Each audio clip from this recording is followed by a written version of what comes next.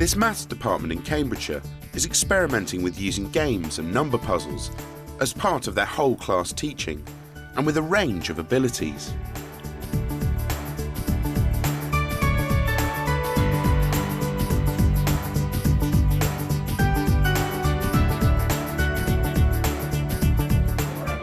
Teachers at Comberton Village College start their project by doing some maths. How many different quadrilaterals can be made by joining the dots on the circle? Oh, crumbs, we don't have enough. They're trying out a selection of enrichment activities for themselves. This is fun. I'm doing crossed ends. If you draw a cross, the north end plus the south end is going to equal the east end plus the west end. I'm looking at the one which is called dozens, where you have to try and find the largest possible 5-digit number that's divisible by 12. I'm going to work out the angles in the centre by thinking what fraction of the circle it is. 3527. Traditionally, these mathematical games and number puzzles are used with higher attaining students or in maths clubs. But the maths department here is seeing if they can use them in their normal teaching and with a wider range of abilities. So thinking about, I'm going to waggle my biscuit, you know, thinking about the way you're introducing it, I mean, you could, even a bottom set year 7, I think, could cope with this to a certain level. Year 7s who are really struggling with maths, they could access that task, but they wouldn't get up to the angles, perhaps, apart from a few of the special quadrilaterals. It would be a very valid task without accessing the angles at all. They also have to have all the vocabulary in their pockets before they start all of that, so they can communicate about this effectively. I mean, or the other way would be if they don't have the vocabulary, they'll then be struggling for the words, and that's a good way for them to learn them, because then you can say, well, then you can work with them to develop. Once they've assessed the activities, they try them out with their students. It's okay. Can we do another one? Can anybody draw another one for me? This activity is about creating different quadrilaterals by joining points on a circle, with maths teacher Asnat Dozer. I was trying the same activity with two different groups, a very high attain group and a lower attain group. My objectives were completely different for both groups. We're just counting how many shapes that we can find within the circle. Asnat gets her top set year 8s to work out how many different quadrilaterals they can create on an 8-pointed circle. There's like 12 that can be done, isn't there? Yeah. Or more even. Oh no, that'll be confusing. No, that won't work. Because then if you mirrored it, would it be a different shape? Flip it the other way around. Yeah, that would be a different shape. Because if you turn this upside the other way round, it's this shape. But if you switch it around again, it'll be a different shape. What happens if you flip it over? Is that the same? I don't know. Yes. It probably is. Can you rotate it to get back there? I wonder. Among the discussions, some theories begin to emerge. Yeah, you can. We're not doing rotation. We found 8 quadrilaterals, so the 6 there and 2 here. We found out 8 that can be made, and we're trying to work out a theory of, and we're looking at the dots. So like, there's 4 left over here. Then there's 3 on these 2, and it's because the 3, and then the third one could be that one, which we've got there. So, there seems to be a connection between the number of different quadrilaterals they can make and the number of dots on the circle. 4 points gave us 1. Cross that one out. You don't want to count it in. So 4 points gave us 1. No, 5 gave us 1. 4. No, 4. It's 5. 5, yeah. Oh, and 4. 5 gave us 1. Yeah, but 6 gave us 3. And 8 gave us 7. So it'll be 5, 1, 1, 1. The amount of ideas that came out of this group was really overwhelming, and each one of them was worth exploring in many ways, and I would have liked to have more time to work with them. I mean, we had some students asking for a 9-dot circle, and I thought, they said, do you have one? Because we think we found a general rule. How about Miss? With her lower set year 8s, Asnat tackles the same activity in a completely different way. What can you tell me about the shape I just made? Adam? It's a quadrilateral. It's a quadrilateral. What is a quadrilateral? 4-sided shape. A 4-sided shape. So look carefully at this quadrilateral. I think the idea was, instead of making it completely abstract in mathematics, to give them some sort of kinesthetic activity, if you like. I wanted them to be able to start the discussion without talking about dots and circles, but talking about themselves. So move the string from Jeremy to Megan is the way that I wanted to open up the conversation, if you like. Everyone's moving 2 spaces. Oh, miss, you're in again. It's also a very visual way of doing things. Only then does Asnat get them to work on the sheets. We're just like drawing different quadrilaterals. That's a rectangle. That one there. That one's square rectangle, that's the easy one. That one kind of looks like a trapezium. Yeah, it does a bit. 2 parallel lines. Do we have 2 parallel lines here? This time the emphasis is on the students knowing the names of the different quadrilaterals and understanding their properties. Over the other side. Yeah. What is the name of that one? Another irregular. It is irregular, I agree, but it's got a name. Let's rotate the page, see if that helps. I'm rotating it slowly, see if that helps.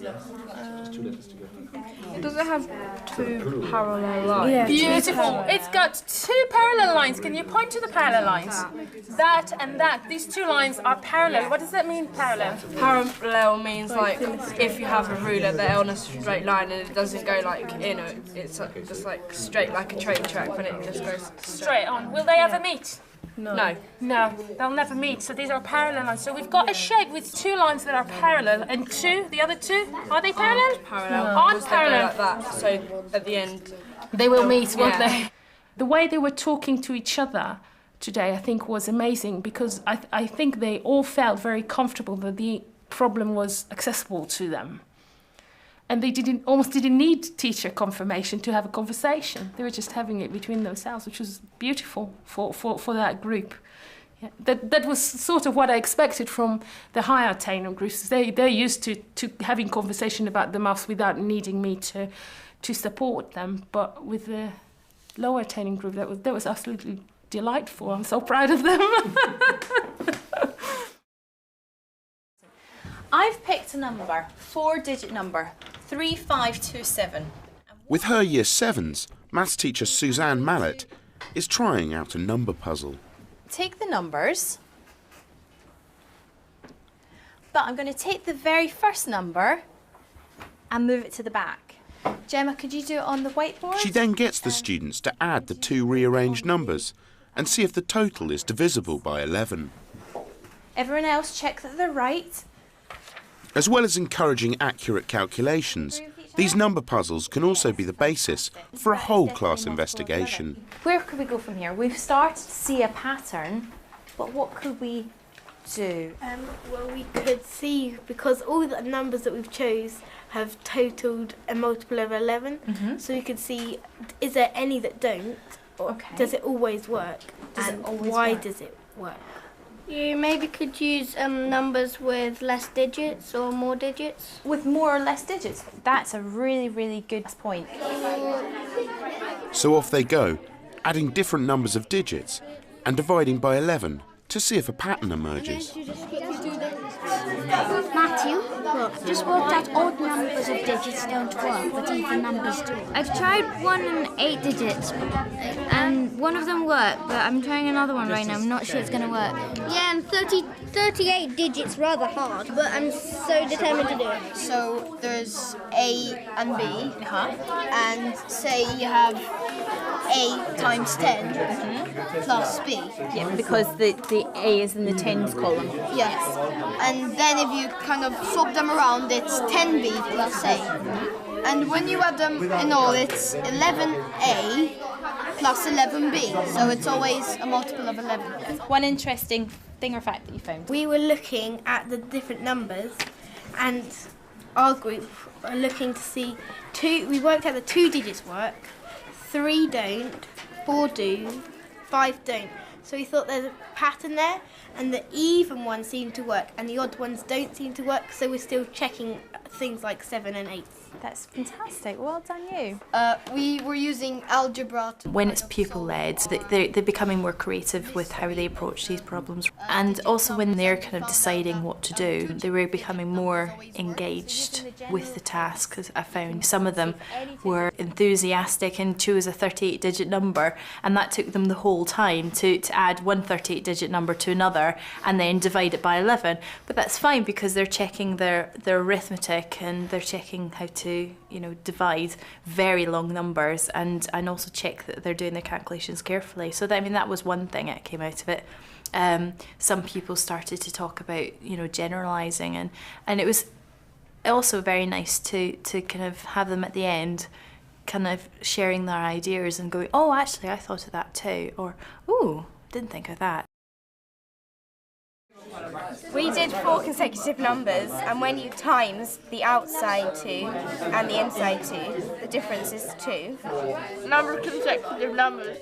These Year 9s are looking at strings of consecutive numbers and the difference between the product of the 2 outside numbers and the 2 inside numbers. Now, what I'm going to ask is, I'm going to ask tables to just give us a bit of feedback as to what they... Maths teacher Jonathan Love uses this activity to get his students thinking about generalisations and proof. OK, so you put a 7 on the end, yes, and then what happened? And we got a difference of 4. You got a difference of 4. OK, so then Hal said that he came out with some sort of rule at the end. What was the rule that you came out with? The amount of consecutive numbers minus 2.